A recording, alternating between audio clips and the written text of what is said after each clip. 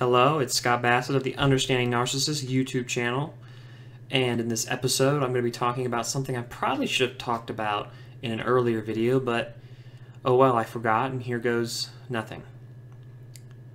This video is going to be about narcissist and authority. Narcissists and authority. If you know a narcissist, you've ever seen a narcissist, any period of time, you know they have some kind of issue with authority.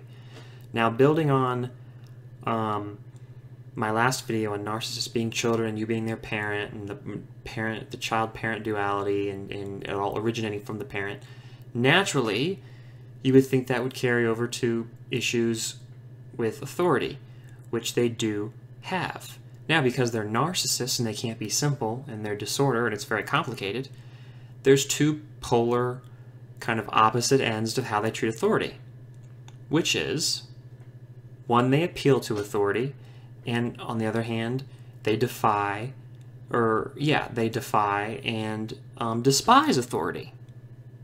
So let's go into each polar end, opposite whatever, and talk about why that is. And it will make sense as we go further into it. So naturally, narcissists idolize and not worship, but idolize and seek power, and want power for themselves, and like to associate with power because it makes them powerful. You know, I call it brushing up against the big fish, which is to say they like to talk big about themselves when they're around big people. You know, people in government, or people with you know, impressive careers, or people with whatever, officials of some kind. They like officials, though. They like the official legitimate thing that everybody has to agree on. You know, if you're a kind of street smart entrepreneur, and you can be really successful in that capacity, and maybe the best in the world, it doesn't benefit, and very wealthy, it doesn't benefit that's not as impressive to them because it doesn't have the reputation, it doesn't have the kind of official badge on it, than if you knew Bill Gates, because he's founder of Microsoft and all that kind of stuff, wealthiest man, whatever it is, that's known, that's in everybody's heads, and they want to take advantage of something like that. Just to take an extreme example, they like authority in the official sense, you know, in law enforcement, at the church, you know, or in a religious sense, you know, all that kind of stuff. I talked about God in an earlier video, and I'll probably talk a lot more about God, narcissists and God, in future videos. But all that high and mighty, you know, powerful, all those kinds of things, of course, they gravitate towards, and that's what they have to seek because that's what they desire, because that they believe, you know, kind of in their fantasies, which I'm certain they have. I have no proof of it, but I'm certain they have, you know, fantasies of power and prestige and whatever, all the things they want, all the things their illusion demands, and that makes perfect sense. However, in order to differentiate themselves, because they can't just be power-hungry people, there's lots of those, narcissists have to be better. They have to be better than everybody in every sense because they're them. And they're not only better than everyone else, they're better than other narcissists too. That's something I've always found funny, which is when narcissists come into conflict with each other, they usually don't deal with each other at all because they can't suit each other, they can't meet each other's needs. And so narcissists can't really befriend each other. They can't really have a relationship of any kind. And oddly enough, they're able to recognize each other outright too, like very quickly, for what they are. They can see it, which is really interesting to me. I might go more into that in future videos. But for right now, suffice it to say, they have to be not only because they believe everybody desires power. That's just the name of the game. That's what you go for. And if you don't do that, you're a fool. You know, you're a nobody. So in this context, the power context, they want to differentiate themselves from other people who desire power by thinking that they're better somehow in their desire for power.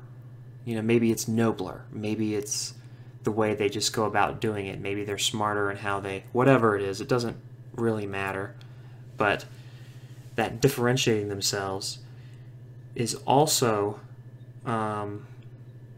how we get to the other side of the relationship with authority and power, which is their defiance of it, which is the authority. They're terrified of, say, being arrested. They're terrified of being,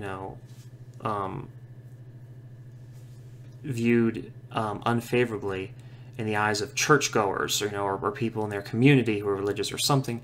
I'm taking the extreme cases of whatever authority they have. Authority can be all kinds of things in different settings, in very small settings. The microcosm, again, that kind of thing. I'm just taking as an extreme example to illustrate my introduction to this relationship they have with authority.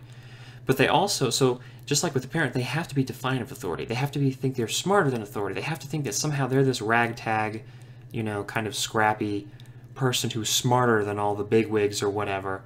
Despite all their endless resources, the narcissist is better. The narcissist has pulled themselves up by their bootstraps, that kind of thing. So again, the exact opposite. So they want the wealth, they want the prestige, or whatever it is, the power over other people, but then they're also a lot smarter and more savvy and more creative and more more of an upstart. So going back to the parent-child relationship, they have the desire for authority and they have the hatred of it, because authority also means that it has authority over them, and they have to prove to others that nobody can control them, nobody can track them, nobody can tell them what to do, and they can always outsmart anybody because they're the best. They're the best around in the world, whatever. So you've got that desire for authority, which is what they really want. They want to be the people in those positions. They want to have people, they become mayor of a big town. They don't want to do the work that it takes to become mayor of a big town. That's why I still maintain that narcissists are never really successful.